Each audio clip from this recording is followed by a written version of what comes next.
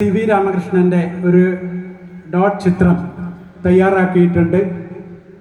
അധ്യാപകൻ, ചിത്രകാരൻ എന്നതിലുപരി ഹ്രസ്വചിത്രങ്ങളുടെ, ഡോക്യുമെൻ്ററികളുടെ സംവിധായകൻ എന്നുള്ള നിലയിൽ കൂടി അംഗീകരിക്കപ്പെട്ട സുരേഷ് സി വി രാമകൃഷ്ണൻ അവരുടെ കുടുംബാംഗങ്ങളെ ഏൽപ്പിക്കും. അതുപോലെ ഈ ചടങ്ങിൽ വെച്ച് പുസ്തകത്തിൻ്റെ അണിയറ ശില്പികൾ പലതും പരിഹരിക്കാൻ കഴിയാതെ ഞാൻ ഉഴറുമ്പോൾ ആ സമയത്തൊക്കെ എനിക്ക് CVR അതിന് ഒരുപാട് പരിഹാരങ്ങൾ പറഞ്ഞിട്ടുണ്ട്. അതുപോലെ തന്നെ CVRനും പലപ്പോഴും ഉണ്ടാകുന്ന പല പ്രശ്നങ്ങളിലും ഞങ്ങൾ സുഹൃത്തുക്കളെ പോലെ ഇടപെട്ട് എല്ലാ കാര്യങ്ങൾക്കും പരിഹാരം ഉണ്ടാക്കാറുണ്ട്. ഈ ബന്ധം എല്ലാ കാലത്തും നിലനിൽക്കുന്നൊരു ബന്ധമാണ് എന്ന് അദ്ദേഹത്തിൻ്റെ മരണത്തീയതി വരെ എനിക്ക് മനസ്സിലായിട്ടുള്ളൊരു കാര്യമാണ്. ഞാനൊരു ഉദാഹരണം പറഞ്ഞാൽ, ഇപ്പോൾ വിനുവിനറിയാം, രാത്രി 2-2:30 മണിക്ക് ഞാൻ ഞെട്ടി അറിയുന്നു CVRന് എന്തോ ഒരു പ്രശ്നമുണ്ട്. ഞാൻ എന്നിട്ട് ഫോൺ ചെയ്ത് ചോദിക്കുന്നുണ്ട്. ആ ഫോൺ ആരും അറ്റൻഡ് ചെയ്തിട്ട് അവിടെ വെച്ചു. പക്ഷെ അതിനുശേഷം തുടർച്ചയായി പുലരുന്നത് വരെ കിടന്ന് ഉരുണ്ടിട്ട് പുലരുമ്പോൾ ഞാൻ വിളിക്കുമ്പോൾ മഹേഷാണ് ഫോണെടുത്ത്. മഹേഷ് പറഞ്ഞു, അച്ഛനെന്തോ സുഖമില്ലാത്തതുകൊണ്ട് ഞാൻ നാട്ടിലേക്ക് വരികയാണ്. അപ്പോൾ ഇവിടെ എത്തുമ്പോഴേക്കും CVR മരണപ്പെട്ടിരുന്നു, നമ്മളെ വിട്ടുപോയിരുന്നു. CVRന് 2 തവണ ശ്വാസതടസ്സമുണ്ടായ 2 തവണയും ഞാൻ ഉണർന്ന് ഇങ്ങോട്ട് വിളിച്ചിരുന്നു. ഒരിക്കലും ദൈവവിശ്വാസിയല്ലാത്ത, തുറന്നു പറയുന്നതിൽ ക്ഷമിക്കണം, അല്ലാത്ത ഞാൻ അത്ഭുതപ്പെടുകയാണ്. ഈ ഒരു ടെലിപ്പതിക് മെസ്സേജ്, അദ്ദേഹത്തിന് എന്തോ സുഖമില്ല എന്നൊരു മെസ്സേജ് ഉറക്കത്തിൽ എനിക്ക് കിട്ടാൻ എന്താണ് കാരണം എന്ന് ഞാൻ എത്ര ആലോചിച്ചിട്ടും മനസ്സിലായിട്ടില്ല. ഞാൻ പറയുന്നത്, സ്നേഹബന്ധത്തിൻ്റെ ഒരാഴം എന്ന് പറയുന്നത് ഒരുപക്ഷെ മറ്റൊന്നും കൊണ്ട് അളക്കാൻ പറ്റുന്ന ഒന്നല്ല. CVRൻ്റെ ഓർമ്മകൾ പുതുക്കുക എന്നത് ജീവിച്ചിരിക്കുന്ന CVRൻ്റെ ബന്ധുക്കളുടെയും സുഹൃത്തുക്കളുടെയും നമ്മളടക്കമുള്ള അഭിഭാഷകരുടെയും ഒക്കെ ഒരു ഗുണാംശമായി കാണുന്നു.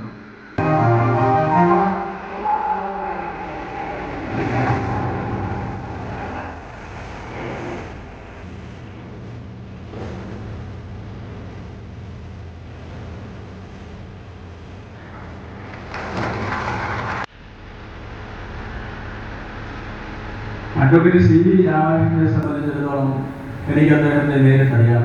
അദ്ദേഹവുമായി പലപ്പോഴും പല വിഷയങ്ങളിൽ സംവദിക്കാൻ അവസരം ലഭിച്ചിട്ടുള്ള ഒരാളാണ്.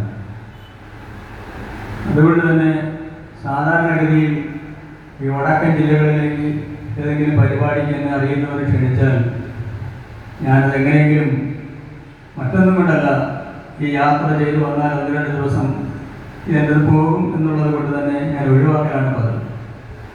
എന്നാൽ ശ്രീ മഹേഷ് എന്നെ സമീപിച്ചിട്ട് ഇങ്ങനൊരു പരിപാടിയുണ്ട്, ഒരു സ്മരണ പുസ്തകം, അദ്ദേഹത്തിൻ്റെ സ്മരണപദ്ധതി കൊണ്ടുള്ള ഒരു സമ്മേളനവും പുസ്തക പ്രകാശനവും ഉദ്ഘാടനം ചെയ്യണമെന്ന് പറഞ്ഞപ്പോൾ എൻ്റെ മനസ്സിലേക്ക് പ്രധാനമായും കടന്നു വന്ന 3 കാര്യങ്ങളാണ്.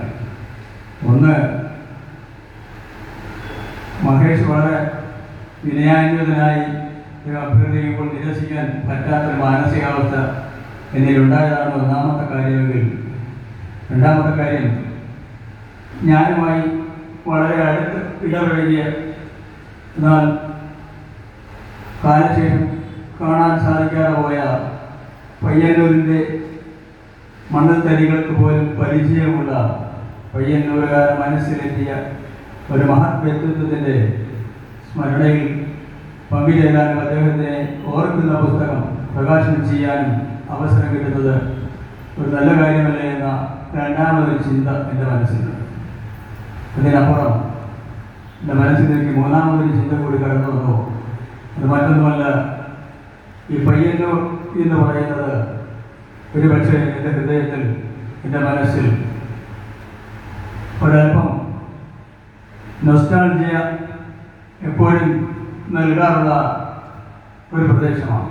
കാരണം 1993-94 കാലഘട്ടത്തിൽ ഏകദേശം 2 വർഷം ഈ പയ്യന്നൂർ മുനിസിപ്പൽ കോടതിയിലെ ഒരു ജീവനക്കാരനായി ഞാൻ ജോലി ചെയ്യുകയും ആ സമയത്ത് എനിക്ക് അഡ്വക്കേറ്റ് CV രാമകൃഷ്ണൻ, അതുപോലെ ഇവിടുത്തെ പല പ്രമുഖ അഭിഭാഷകർ, വിജയകുമാർ, അതുപോലെ പലരെയും എനിക്കറിയാം.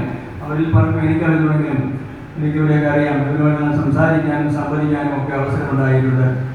അതുകൊണ്ട് തന്നെ എൻ്റെ ഗൃഹാതൃത്വം ഓർമ്മിപ്പിക്കുന്ന മണ്ണിലേക്ക് കടന്നു വരാനുള്ള ഒരു അവസരമാണല്ലോ എന്നുകൂടി ഞാൻ കരുതിയിട്ടാണ് ഈ സമ്മേളനത്തിലേക്ക് പങ്കെടുക്കാമെന്ന് ഞാൻ ഉദ്ദേശിച്ചു.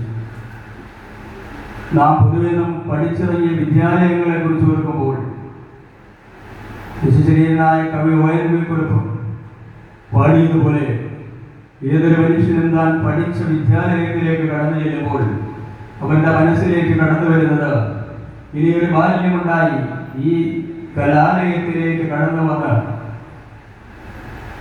ഹരിശ്രീ ഗണപതായ നമ എന്ന് തുടങ്ങുന്ന അക്ഷരമാലകൾ, അറിവിൻ്റെ സന്ദേശങ്ങൾ ഹൃദയത്തിൻ്റെ അന്തരാളങ്ങളിലേക്ക് ആവാഹിച്ചുകൊണ്ട് സമൂഹത്തിൽ നന്മ ചെയ്യുന്ന വ്യക്തിത്വം വികസനത്തിന് വേണ്ടി നാം ഭാഗഭാക്കാക്കണം എന്ന ചിന്ത മനുഷ്യൻ്റെ മനസ്സിലേക്ക് എക്കാലവും ഏത് പ്രായത്തിലും കടന്നു വരാറുണ്ട്. ആ കുട്ടി ഓർമ്മിക്കുമ്പോൾ ഒരുപക്ഷെ ONV പറയുന്നത് ആ വിദ്യാലയത്തിലേക്ക് കടന്നു ചെല്ലണമെന്ന് ആഗ്രഹിക്കുന്ന വിദ്യാർത്ഥിയുടെ മനസ്സിലേക്ക് കടന്നു വരും. ആ വിദ്യാലയത്തിൻ്റെ സൈഡിൽ നിൽക്കുന്ന നെല്ലിമരമെന്ന് പിടിച്ച് കുലുക്കി അതിൽ നിന്ന് അടർന്നു വീഴുന്ന നെല്ലിക്ക എടുത്ത് കടിക്കുമ്പോൾ ആദ്യമായി അനുഭവപ്പെടുന്ന കയ്പും, രണ്ടാമത് അനുഭവപ്പെടുന്ന കവർപ്പും, മൂന്നാമത് അനുഭവപ്പെടുന്ന ആ പുളിപ്പും, ഒടുവിൽ അനുഭവപ്പെടുന്ന മധുരവും മനുഷ്യൻ്റെ ജീവിതത്തിലേക്ക് നൽകുന്ന ഒരു സന്ദേശമുണ്ട്. ആ സന്ദേശം എന്ന് പറയുന്നത് ജീവിതം ഒരിക്കലും മധുരിക്കുന്നതല്ല, അതിന് മുമ്പുണ്ട് 3 സ്റ്റേജുകൾ. അതിലൊന്ന് കൈപ്പേറിയതാണ്, രണ്ടാമത്തേത് കവർപ്പേറിയതാണ്, മൂന്നാമത്തേത് പുളിപ്പുള്ളതാണ്. ഒടുവിൽ അധ്വാനത്തിൻ്റെ ആ കയ്പും കവർപ്പും പുളിപ്പും ആസ്വദിച്ച മനുഷ്യൻ സന്തോഷത്തിൻ്റെ നിമിഷങ്ങൾ പകർന്നുകൊണ്ട് ആ നെല്ലിക്ക് നൽകുന്ന മാധുര്യം അവൻ്റെ ഹൃദയത്തിലേക്ക് വരുമ്പോഴുണ്ടാകുന്ന സന്തോഷം ഒരുപക്ഷെ ആ വിദ്യാലയ സ്റ്റേജിൽ ബഹുമാനപ്പെട്ട ഞാൻ ബാലേട്ടനെന്ന് സ്നേഹത്തോടെ വിളിക്കുന്ന മുൻ കോടതിയിലെ ജീവനക്കാരനും ശിരസ്താറായി പ്രിപ്പയർ ചെയ്ത ഞങ്ങൾ ഒരുമിച്ച് തലശ്ശേരിയിൽ ഏതാണ്ട് 2 വർഷത്തിലധികം ഒരു റൂമിൽ ഭക്ഷണം വെച്ച് കുടിച്ച് താമസിച്ചിട്ടുണ്ട്. അതുപോലെ തന്നെ ഇവിടുത്തെ നിങ്ങളുടെ പയ്യന്നൂർ സ്വദേശി മാധവേട്ടൻ, അദ്ദേഹം വീട്ടിലുണ്ടെന്നാണ് ഞാൻ കരുതുന്നത്. അങ്ങനെ ഞാനിവിടെ ജോലി ചെയ്യുമ്പോൾ എൻ്റെ ഏറ്റവും എനിക്ക് മാർഗനിർദ്ദേശം നൽകിയ ഒരാളുണ്ട്. അതാണ് നമ്മുടെ പ്രിയപ്പെട്ട EA കൃഷ്ണേട്ടൻ എന്നാണ് ഞാൻ വിളിക്കുന്നത്. അദ്ദേഹം ആ പുസ്തകത്തിലൊരു അധ്യായം എഴുതിയത് ഞാൻ വായിച്ചു. അങ്ങനെ പയ്യന്നൂരിൽ നിൽക്കുമ്പോൾ ഇവരെയൊക്കെ എൻ്റെ മനസ്സിലേക്ക് ഓടി വരികയാണ്. അങ്ങനെ ഒരുപാട് ആളുകളെ എനിക്ക് പറയാനുണ്ട്. എല്ലാവരുടെ പേരും എന്ന് പറഞ്ഞാൽ നീളുന്നതുകൊണ്ട് എനിക്ക് 2-3 പേര് പറഞ്ഞുകൊണ്ട് ഞാൻ എൻ്റെ കർത്തവ്യം കടക്കുക. അപ്പോൾ ഒരു വ്യക്തി എൻ്റെ വ്യക്തിത്വ വികസനത്തിന് വേണ്ടി ജീവിതത്തിലുണ്ടാകുന്ന പ്രതിസന്ധികളെ എങ്ങനെ തരണം ചെയ്യണം, അങ്ങനെ തരണം ചെയ്യുമ്പോൾ അതിലൂടെ നേടിയെടുക്കുന്ന ആത്മവിശ്വാസവും കരുത്തും ജീവിതത്തിൽ അദ്ദേഹത്തിൻ്റെ ജീവിത അനുഭവങ്ങളുടെ ആ സമ്മേളിത രൂപം അദ്ദേഹത്തെ ഒരു മഹാനായി പരിണമിപ്പിക്കുന്നുവെങ്കിൽ ആ ജീവിതത്തിലേക്ക് നോക്കാനും അത് പഠിക്കാനും അത് ജീവിതത്തിൽ പ്രാവർത്തികമാക്കിക്കൊണ്ട് അതുപോലെ നാം ഓരോരുത്തരും ഉയരുവാനും നമുക്ക് തീർച്ചയായും പ്രചോദനമാകും എന്ന കാര്യത്തിൽ സംശയമില്ല. നിയമരംഗത്ത് പിടിച്ചു നിൽക്കണമെന്നും നിയമം പഠിക്കണമെന്നും അങ്ങനെ സമൂഹത്തിൽ ഒരു എന്തിനർപ്പിതമായ കർത്തവ്യം നിർവഹിക്കണമെന്നും ചിന്തിക്കുന്ന ഏതൊരു വ്യക്തിയെ സംബന്ധിച്ചിടത്തോളവും അനുകരണീയമായ ഒരു മാതൃകയാണ് അഡ്വക്കേറ്റ് CV രാമകൃഷ്ണൻ.